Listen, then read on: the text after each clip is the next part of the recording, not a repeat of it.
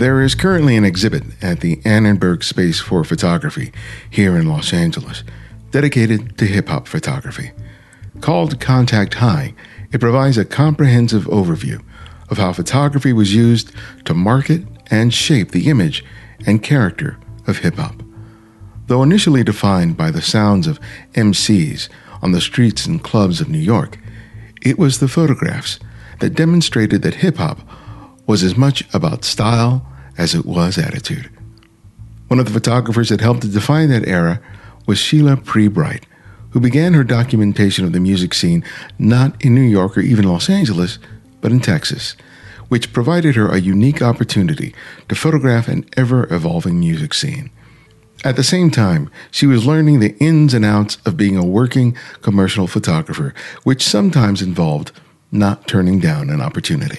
And my first photography job was with Burger King. Didn't know what I was doing. I was at a function, and I can't remember how it all reflected, but I met this guy, and he said he worked for Burger King, and he was looking for a photographer to shoot aerials. He said, "You know how to do that?" I'm like, "Yes." I didn't know how to do that, right? So he says, "Well, you got a job." And I'm so naive, and I'm like, "Oh, okay." So I went to one of the photographers that I was studying underneath and asked him. I told him I had a job. He said, "How did you get that?" I told him I knew how to do aerial shots. And I said, "Well, can you be the assistant and you teach me while we're up in the air?" And that's how it happened. But much of her work has been defined by her fine art photography.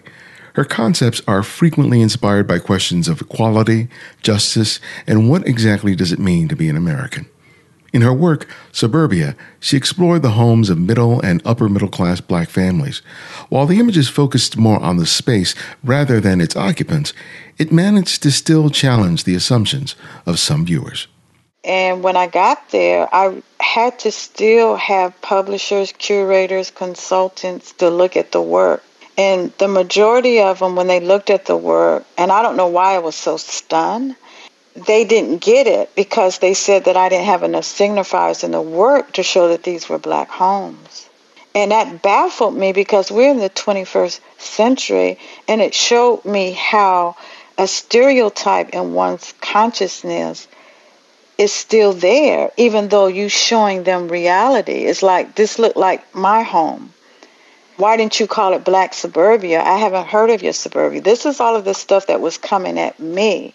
And me as an artist, I happen to be black, and I'm calling it Suburbia. I've been projected on because they wanted to identify it with blackness, whatever the signifiers that they wanted to see.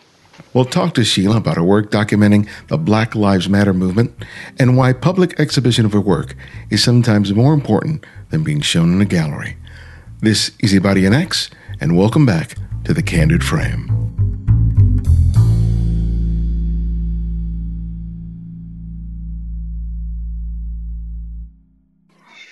Thank you for having me. But thanks. I'm enjoyed meeting you in D.C., and now I get a proper chance to talk with you extensively.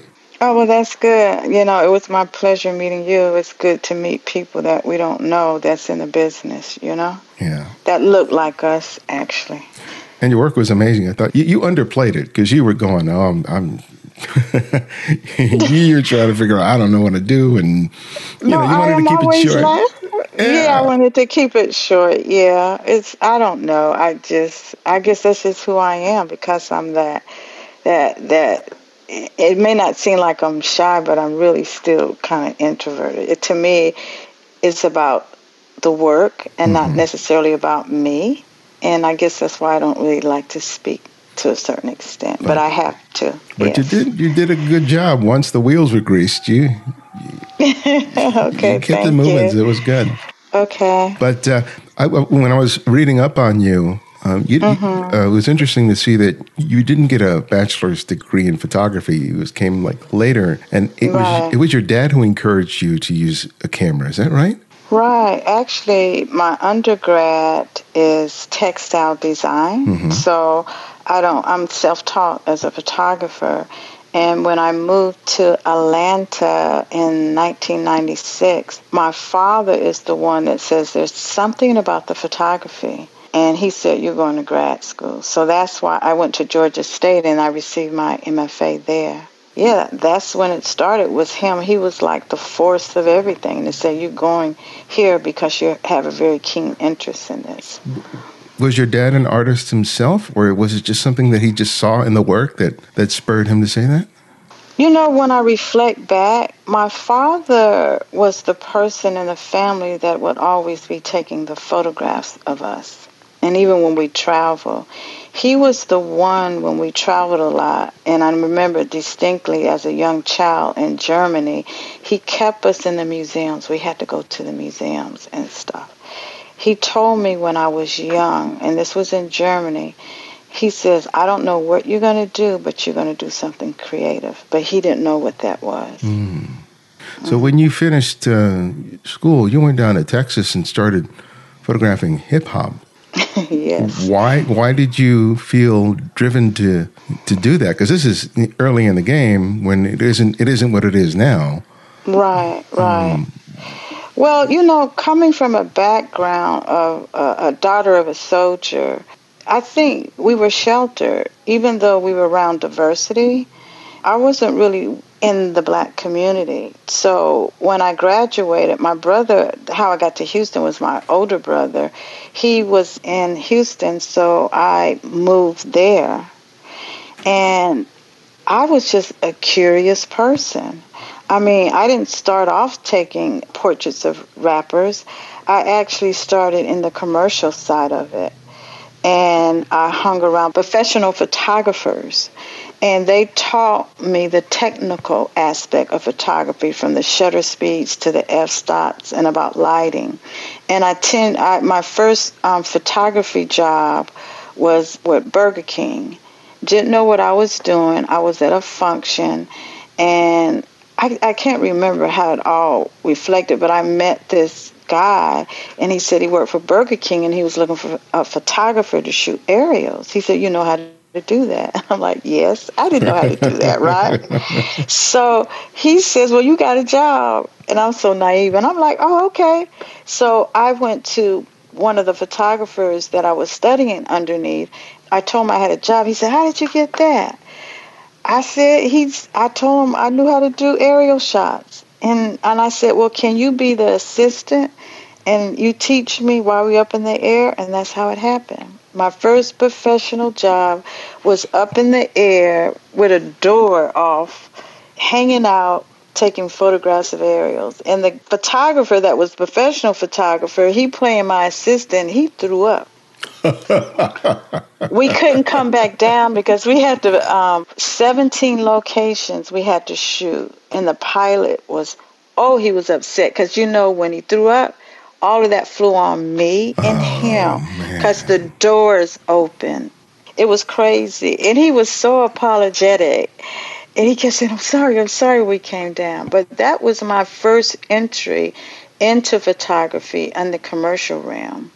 Didn't like it, so I decided, well, I want to go photograph rappers. I was real curious about hip-hop, okay? And so I started hanging out in urban communities and started photographing. And one thing led to another. I was photographing independent record companies and these young black males, okay? And then from there, Rap-A-Lot found out about me because I was like the girl in Houston, Texas that's shooting all of them. So that's how it all started. Yeah, because at the time, it was all about New York, the East Side, and a little bit, L.A. What was happening sort of in between those two wasn't really sort of a hot spot, but it was happening everywhere. So it was really advantageous that you were in Houston at the time. Yeah, and I didn't realize that at the time because, you're familiar with Rap-A-Lot Record and Jay Prince. He has a book out now called The Art of Respect. Yes, that book is out. And he talked about his career as a record label company, and I was a part of that. I came in shooting Scarface, not the Ghetto Boys, because that's when Scarface broke off from the Ghetto Boys, and they were pushing him more, and that is who I was actually photographing, and I was actually photographing the other artists that is not as popular on Rap-A-Lot Records, like Big Mike. I think there was one album, and it was it's called Something Serious. I photographed him for his CD cover. Black Monks, Tim Smooth, Too Low. So I have a lot, Big Mellow, a lot of them, and Fifth Ward Boys. Those are the ones that I photograph on Rap-A-Lot Records. You know, at the time, it wasn't the image of what a rapper's supposed to look like and be like was not as rigid as it eventually became, you know, where people were looking at the album covers. They would see the pictures, and all the people who would come up afterwards would emulate what they had seen before. But you were photographing in a time where it was kind of like loose and free. And when it came to you making your photographs, in terms of you being able to make the photographs you wanted rather than having to fight, you know, a young rapper trying to be like whoever he was, you know, modeling himself after. Can you tell me about the process of creating really unique images during that time? Well, I think because I wasn't with it was independent record companies. I was dealing with, at Rap-A-Lot Records, a director of that. But I really had loose. I mean, it, like you were saying, it was very loose. Whatever I wanted to do, they was like, go ahead and do it. I shot nothing. 90% of the work is shot in black and white. All of it is portraiture. And when I reflect back and look at those images, it wasn't really, think about this, I didn't go to school for photography and none. It was about what I saw and what I felt. I think I've always had an interest in the black males because when I would engage with all of them, not knowing that they were part of the culture where they were, you know, selling, and then part of me being around the gun culture, I was really into why with them and asking them questions. Why are you all here at the house? Why you have all these guns? Are those real guns? And they really looked at me in surprise, like, you're really a white girl in a black body. You really don't understand. But they allowed me in, and they talked to me like, I don't want to do this. You know, they felt that they didn't have any other choice. But think about this, back in that time, didn't go to school, didn't understand about concepts, but I was asking those questions then when I was photographing them. Is why you want to be a rapper? Why the guns? Why the drugs? Why of all of that, you know? And it was like, it's a catch-22. I had to feed my family. Be damned if you do, be damned if you don't. So when you were making these photographs, were they a lot of photographers around sort of doing the same thing that you were?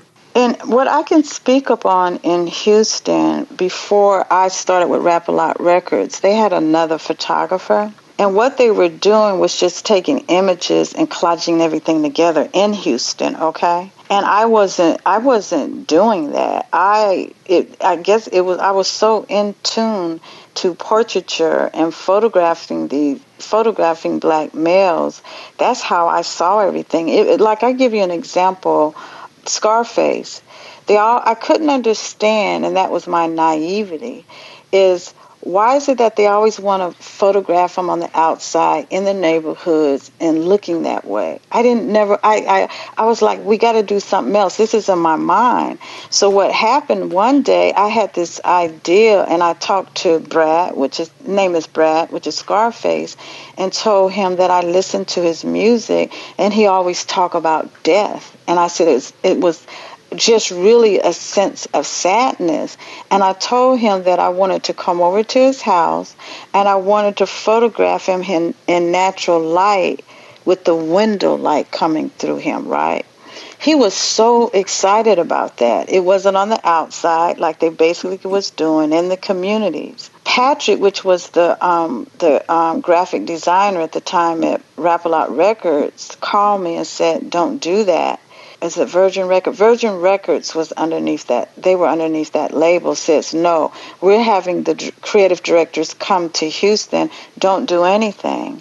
And me being naive again, I called Scarface and said, look, they don't want me to do this. I'm not coming over.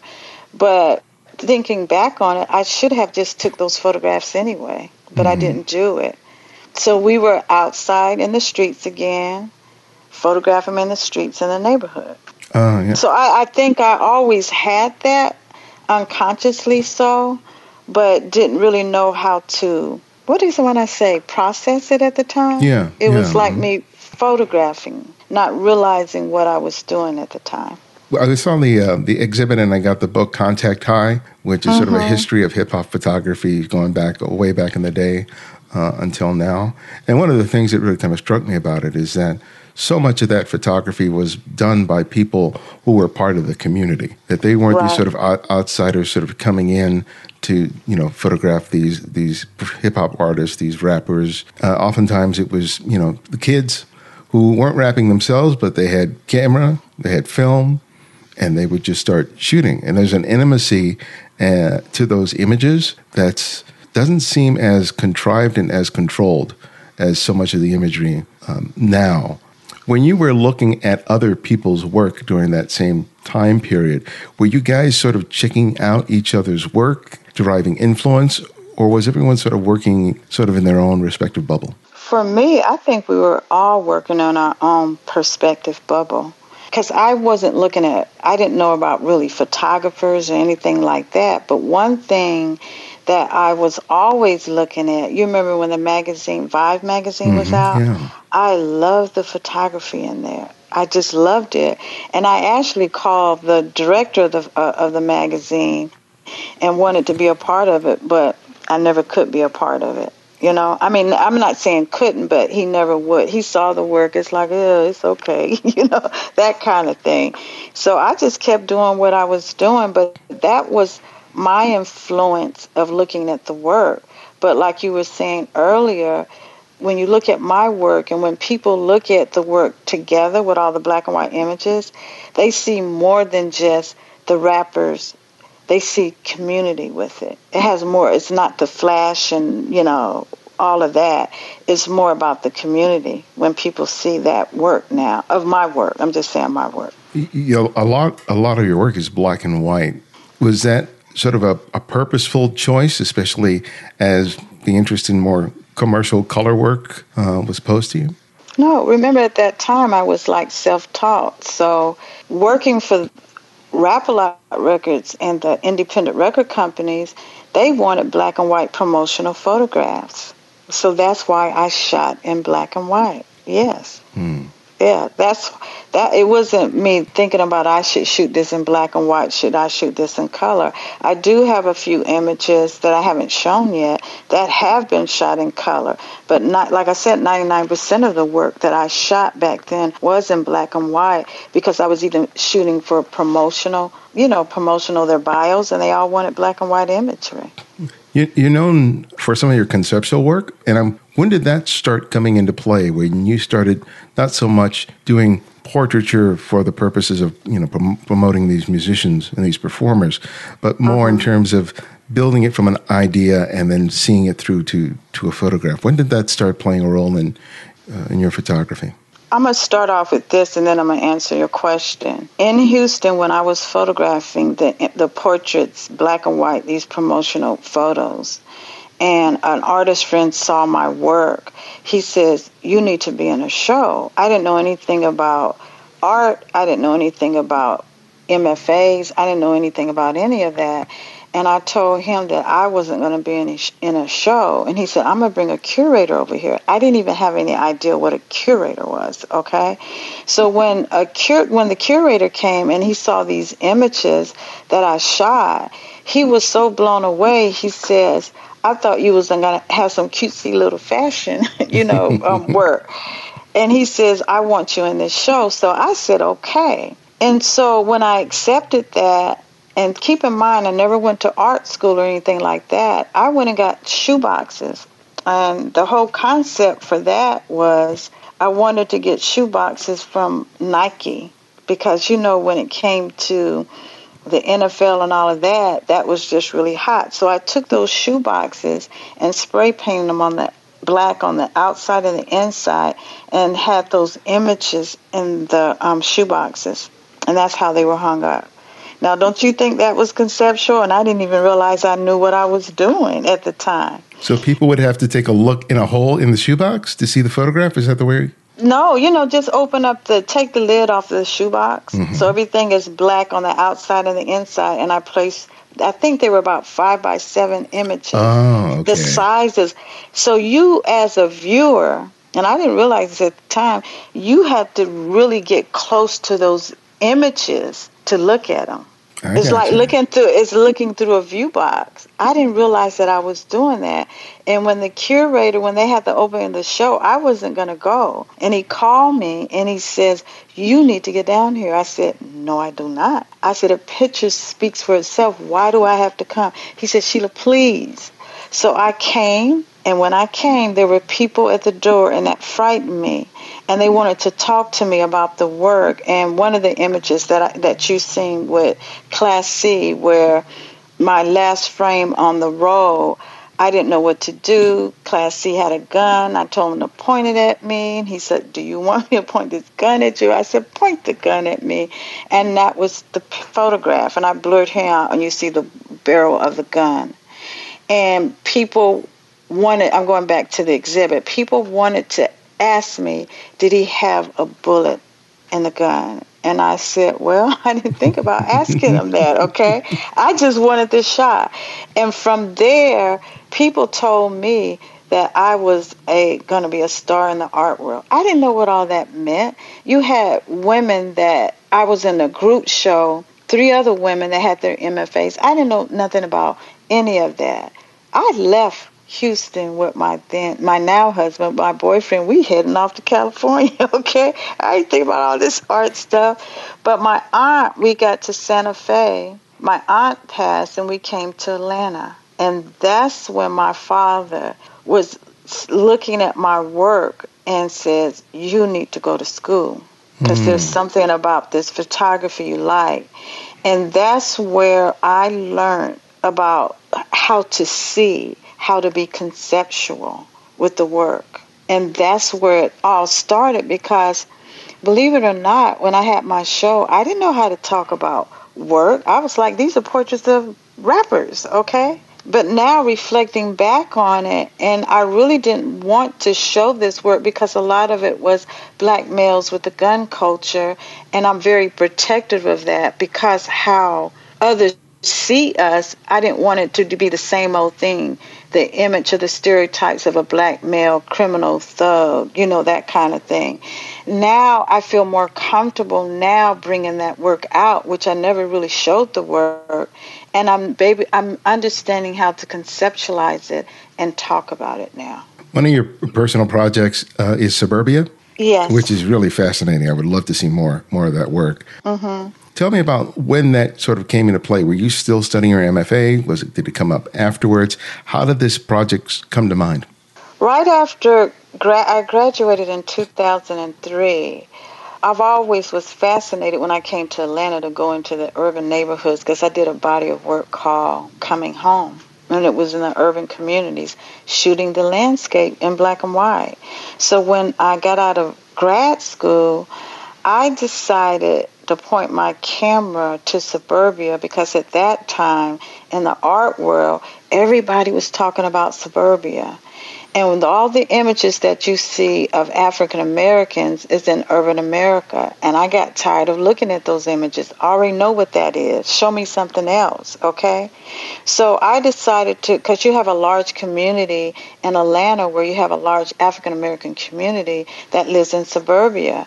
So that's how I came up with the concept of Suburbia, because I wanted to talk about the invisibility of African Americans who lived in Suburbia. Even though we see that African Americans are progressing, and we see that on TV, but we never sit still and really look about their environment. So that's how I came up with the Suburbia, and I called it Suburbia. And that's when, in 2006, it was called back then the Santa Fe Prize Photography. I think it's called Center now, in Santa Fe, New Mexico. I became national, and I won this award. I was so excited. And when I got there, I had to still have publishers, curators, consultants to look at the work.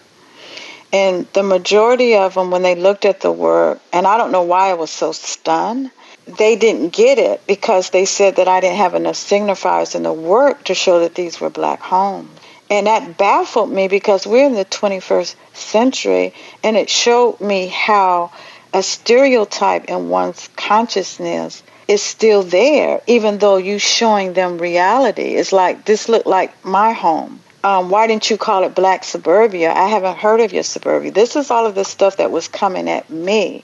And me as an artist, I happen to be black, and I'm calling it Suburbia. I've been projected on because they wanted to identify it with blackness, whatever the signifiers that they wanted to see. When you mean signifiers, what do you think they meant? What were they expecting to see or wanting to see in the photographs? Well, I asked this publisher that looked at the work because he said he didn't see anything in it, and because he says I grew up in the era of Martin Luther King. He says you just don't have enough signifiers. I said, well, what is it that you want to see? And he looked at me. So I made a joke and I said fried chicken, collard greens, and watermelon. Quiet, didn't say anything. So I never did get it. They said it don't look like my home. That was the whole point of it, to show universal commonality amongst all of us. Yeah. Were the people in the homes that you photographed people that you knew, or how did you find the subject matter for that series?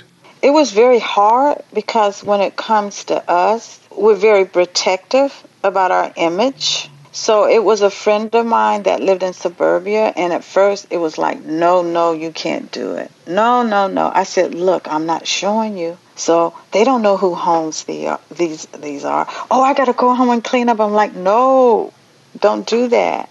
So that's how it started. And then a friend saw the images, and then it all started coming together. They allowed me to come in. And even though I didn't, you might see bodies and it's kind of subdued bodies in the work, of black bodies in the work, and you really don't see their faces. And when I won this major award, a lot of them says, well, you could have photographed me, photographed me. But that was the whole purpose of the work, to show the invisibility of the African Americans. And as people move up in class, it becomes much more difficult to gain access. It's really surprising. Yes. People who have nothing or virtually nothing in comparison to even a middle class community, it's amazing how people just open up their homes and it's like, welcome, you can photograph whatever you want, and as long as you're providing, a degree of respect and interaction, right. But when it comes to people in middle class or especially upper class, man, it's really hard to get that access. Because as you said, they're very protective, they're very suspicious, and they're used to being in control. And I think that's a big part of it. I think that's a big reason why there's so much resistance, because they are where they are because they've been able to have some control over the dynamics of their life, and having a photographer come in to document it where they don't have that power is threatening to a variety of different degrees. So it's really kind of interesting that the work explores that, even though it's, in this case, it's focusing on African Americans. It's still that the whole idea of being protective and also being wary about who gets to see inside. You know what I'm saying? Right, because right after that, when I won this award, my mind is always going. I wanted to start photographing when they go, like African Americans, when they go to parties and all of this stuff. I couldn't do it. They wouldn't allow me to do it, so I never could get access to do it. Now, when I deal with rap or trap music, no problem. But I have not been able to do that yet.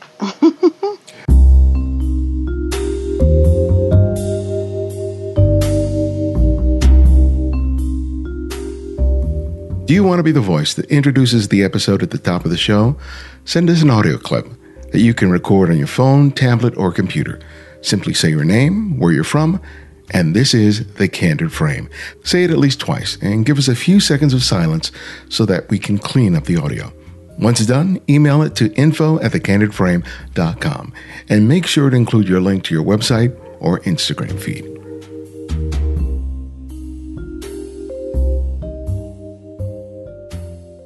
Help The Candid Frame to continue bringing you great conversations with some of the world's best photographers. You can do this by supporting our Patreon effort by committing as little as $5 or more a month. When you do this, you not only help us to meet the cost of production, but provide us the time and resources we need to bring you conversations you won't hear anywhere else. Sign up today by visiting patreon.com/The Candid Frame. Thank you. So talk to me about your most recent book, which is 1960 Now, and tell us about how that project began, because it's an amazing, powerful body of work that's been taking a lot of your time over the past several years. So how did it all begin? Well, actually, as an artist, I'm always thinking and I'm always looking at pop culture, and that's what drives my work, to be honest with you. And right after Suburbia work, I started on a body of work called Young Americans. Didn't know I was going to name it that at the time, but I was thinking about young people because that was in between the time when Obama, he wasn't a president yet, was thinking about running. People always say, well, I perceived it as being negative about the next generation, which is the millenniums. Is like the only thing that they're really interested in is the technology, branding, and money and all of that. They have no interest in politics. So that piqued my curiosity, and I'm like, well, I'm always thinking about myself when I was young, and I said, you know what? There was a lot of things that I was interested in when I was young, but the older people would just laugh and would say no, no, no.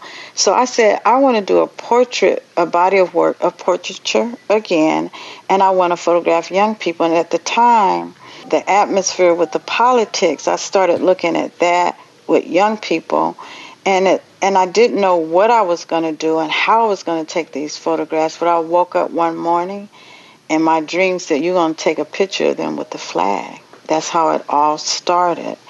And I said, I will not tell them what to do with the flag. I'm going to ask them one question. What does it mean to be an American in the 21st century? So that body of work started in 2006. And I think I photographed 2 young people, and my only criteria was they had to be 18 to 25. Why 18 is when you're out of your parents' home. Either you're going to college or whatever you're doing. And they're kind of independent from their parents to a certain extent. And I wanted to know what their thoughts was. And I asked them this: how do you see yourself with this American flag? And let's talk about America. And that's how it all got started. And when did it segue into the work that you were doing in terms of the Black Lives Matter movement?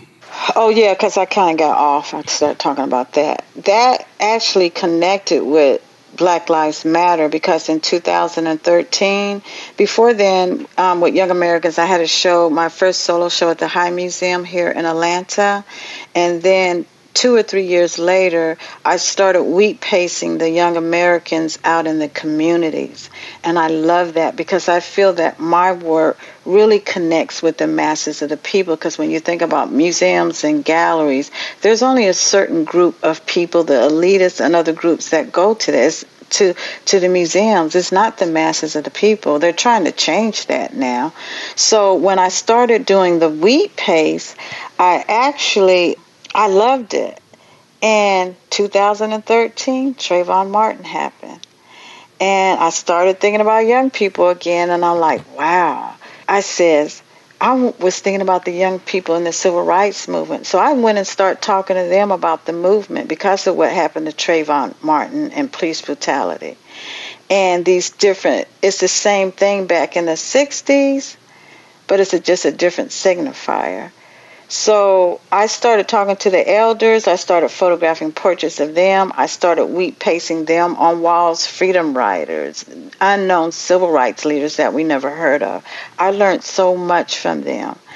And when the shootings continued, I felt that I needed to go to the ground.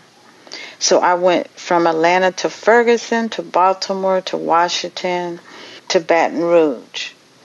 And I, as an artist, as a woman, and as a black person, I felt that I needed to start looking at our own stories, because far too long we have been looking at us through the eyes of the colonizer. And that's how we have learned of ourselves. So I'm kind of claiming our narrative, not reclaiming it because we didn't know it, not necessarily. So claiming our narratives.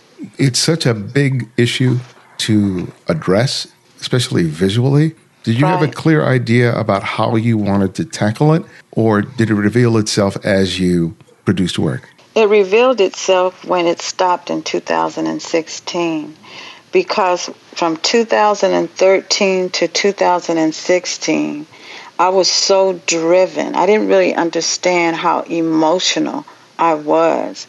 I was lecturing, exhibiting, and shooting on the ground, on planes, off planes, from 2000, actually it really started in 2014 to 16. And when it stopped, when a lot of the protesting wasn't going on, that's when it started coming together to me. I didn't realize that I was producing all of this work like this. I was shooting portraiture in the studio of the elders, portraiture of the young people that were in the movement now, and protest images and shooting video, all at the same time. So when I got approached by Chronicle Books to do a book, and I had to gather all this stuff together, then I was like, wow, I couldn't believe that I did this work. And I started conceptually looking at the work and what I was doing, because when I was out on the ground, I purposely shot in black and white. I purposely shot 90% of the work with a portrait lens, okay? And I shot square, because the work is called 1960 Now, and I'm playing on what the young people in the 60s were doing when it came to human rights. Like, it's the same thing that the young people are experiencing in a different signifier, the same thing. That's why it's called #1960 Now. One of your more powerful pictures is of the Mothers of the Movement, which is modeled after a famous photograph made by Richard Avedon of civil rights workers in Atlanta. Tell us about that, the image, because that is a powerful image, but I know it also was a very difficult one to pull off. Yeah. Last year, I was approached along with 9 other artists to do murals in Atlanta for the upcoming in February of this year. And what it was part of the NFL, because Atlanta, they had, what is it? What do you call that? Because I'm not real good with sports. What did they have? The Super Bowl in Atlanta was it in January or February? I'm too good as well. I think something along those lines. Yeah. But anyway, it was here the first part of this quarter. But I was approached last year about this, and I did not realize, because the organization didn't say it was part of the NFL. They just asked, would you like to do a mural? And I love doing murals. I love museums and galleries, but I love murals, okay? So I agreed to do it, and I did not realize until they asked me to come to the press conference that it was part of the host committee of the NFL, the mayor, and the art organization, where they partnered together, and the theme was social justice. And I felt a certain kind of way about it, because I've been shooting Black Lives Matter. I was very upset when they flipped the narrative when it came to Colin Kaepernick, and I really didn't want to have no part of the NFL. But what happened was my sister and other people talked to me, and they said, Sheila, you're the perfect person to do this, because we know that you're going to do a protest within that. So I had to think about it, and I said, okay, I'll do it. But at the time, I didn't know what I was going to do. But I felt that I needed to take another level. I don't need to show protest images.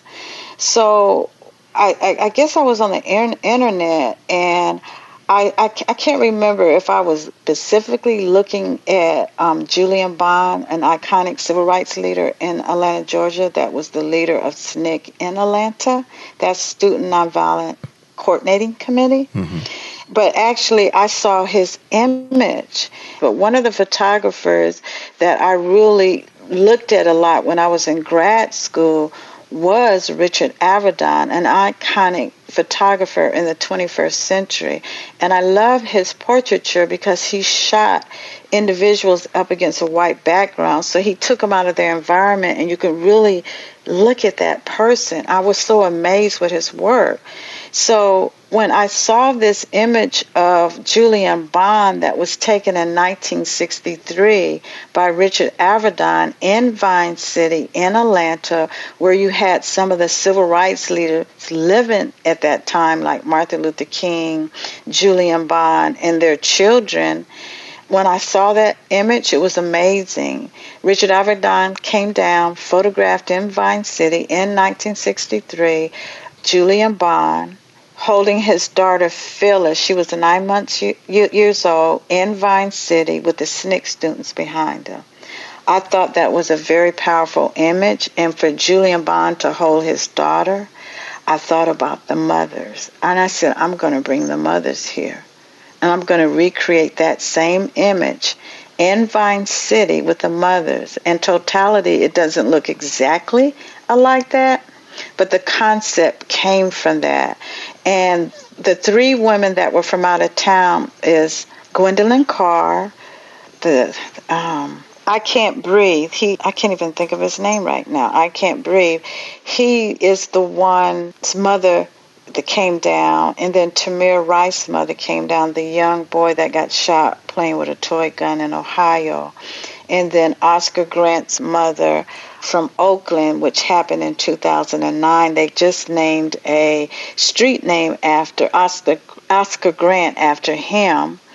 And they have a big mural up in Oakland, California. So I brought those three women down along with mothers whose children have fallen to police brutality here. And I also included Dr. Rosalind Pope, who went to Spelman College in 1960, and she authored The Pill of Human Rights, and she was part of the Atlanta student movement. And what I really wanted to kind of show in this work was about self-care and talk about trauma and how these mothers have moved on. So I was showing a photograph back then of Julian Bond taken by Richard Avedon, and then my image. But I had the hardest time to get that image up from blacks and whites, and it blew me away because this is the home of the civil rights movement. I had to, in order for me to get the building, a collector of mine from Florida was able to get the building for me. I couldn't get anybody to get me to get a building. They said it was too political. When you speak the truth, people think you're radical. You're too political. I'm just speaking the truth. I'm trying to move forward. How can we progress? Okay? I had to hire installers. Even though I was the artist, I became the project manager. I hired the installers. I was going off on everybody. The last 2 weeks, I was a warrior. And it's amazing. I got it up. And it's off of 190 Trinity Street. And I have a guerrilla street curator that curates my work out in the streets. And we went out looking, and she said, Sheila, it would be good if we put it right around the corner from the police station, the courthouse, and city council. And it's in the midst, in the middle of all of that. Mm. Well, all of this work, you just mentioned the word trauma. So all of this work is really rooted deeply in an incredible amount of pain, of loss, and in the case of the mothers, of sort of a reinvention of themselves after the loss of their children. Right. But for you, you're a mother, so I'm sure that being in the midst of that, because as you said, you were traveling all over the country in visiting situations where the feelings and the loss was just really ripe. Right. And so I know to some degree you probably used the photography as the means of being able to sort of go through it emotionally and be able to sort of not get overwhelmed by it. But I'd like you to sort of speak about the self-care that you needed to do just to make sure that you didn't hit a wall and burn out prematurely.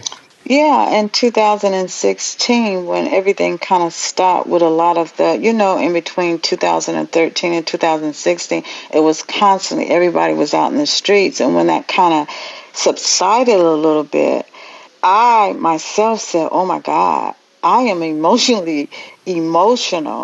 and I need self-care. How are you going to deal with this self-care, okay? And I needed to take a break from it. But what happens with me, and I think through my photography, that's how I kind of deal with it. And with the mothers, because what I learned so much with the mothers, and I wasn't even thinking about this, there is trauma with the mothers, with other mothers, because some of the mothers are upset with the other mothers because some of them are getting more attention than some of the other ones. And they will really go off on them about like what makes your son more important than mine. And that made me understand from when our ancestors were brought over here to the civil rights movement, to the Black Power movement, I look at hip hop was the voice of CNN. That was a movement up until now. Can you understand all that trauma as the race of people continually have to deal with, and how we internalize it? We don't talk about mental illness in our communities because a lot of that has something to do with it too. We have born into a movement, whether we're conscious of it or not, whether we want to deal with it or not. And I just think that it's like, is it W. Du Bois or not him, or who was the poet or something? We're the two-faced. We're resilient people, but we don't really know how to do self-care with us. So I'm learning right now to be able to do that. And what helped me out a lot is being around the mothers. Because even though I'm a photographer, and I think in journalism it's like you don't need to be a participant, I cried. We were crying. We laughed.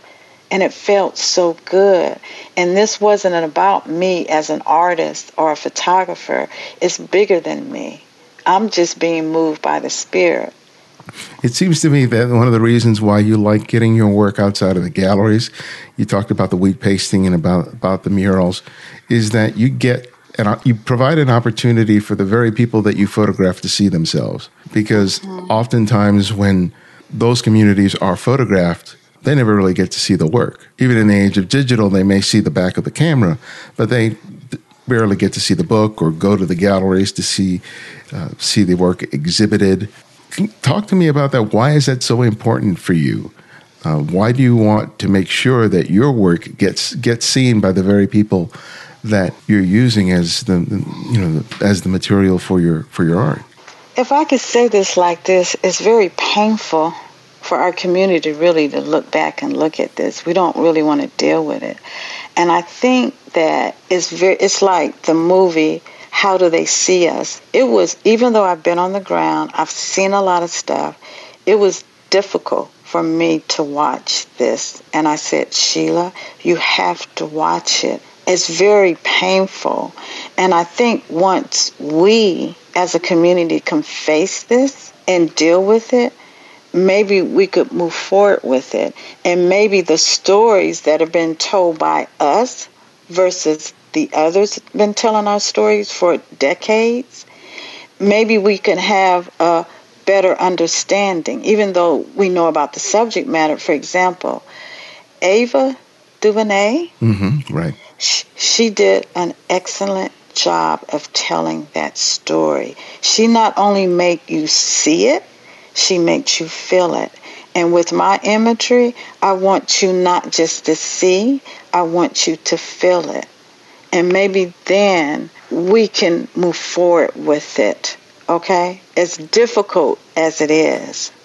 Well, my last question that I ask each guest is I ask them to recommend another photographer for our listeners to discover and explore, and it can be anyone, someone you've long admired or someone you've recently discovered. So who would that one photographer be and why? One photographer? I had to think about that. I'm thinking about some younger photographers. You know, I like Buddy Roy. Mm-hmm. I like Mike McCoy. I really want to think about women. Does it have to be a photographer? Could it be filmmaker like Ava? Yeah, that's fine. Ava DuVernay. I mean, even though she's out there, everybody knows her. She speaks to me through her moving images. She makes me feel, I mean, what she did is very powerful. It's very hurtful, but it's very powerful. And it showed me how, even though the title of it is How They See Us, for me it's really about how do we see us. And that's what I think about when I see her work. So I really commend her for what she has done. And what it has done is the young people, through their technology, through Twitter and Instagram, they shutting a lot of people down that had something to do with the prosecutor. She's no longer at Columbia now. Mm-hmm. And so that's the power that I think that moving forward with the next generation, it gives them the power, like I could go out and tell these stories, okay? And that's what she has done. Well, thank you for that, and thank you for your time. And it was a real joy to have a chance to talk with you again. And thank you for having me. It was my pleasure.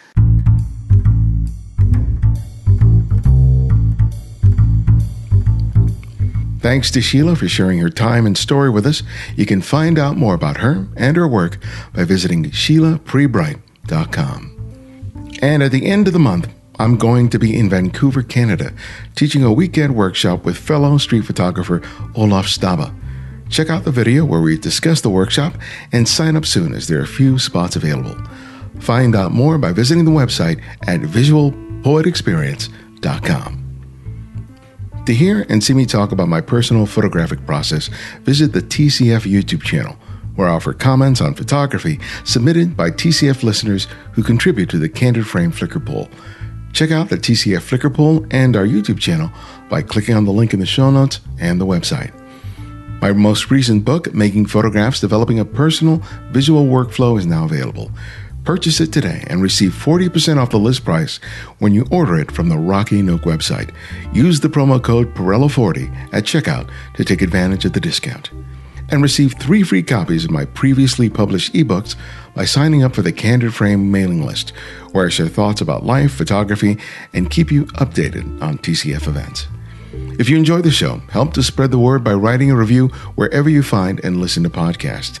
And if you write a review on a blog post, let me know and send me a link, because I would really love to thank you on air. Thanks to 9 Borges from the UK for their 5-star review. You can also support the show by making a monthly contribution through Patreon, or you can make a one-time contribution via PayPal. You'll find the links for both in the show notes and the website. And if you want to easily access every episode of The Candid Frame, download the Candid Frame app. It's available for both Apple iOS and Android, and it's free. And if you scroll down on the app, you'll find a free excerpt of my book that you can download. And we also have an Alexa app, so if you have one of those smart devices, download the skill and listen to the show that way. The Candid Frame's audio engineer is Martin Taylor, who you can find at theothermartintaylor.com. The show's senior producer is Cynthia Parker, and our music is from Kevin MacLeod, whose royalty-free music can be found at incompetech.com. And this is Ibadian X, and this is The Candid Frame.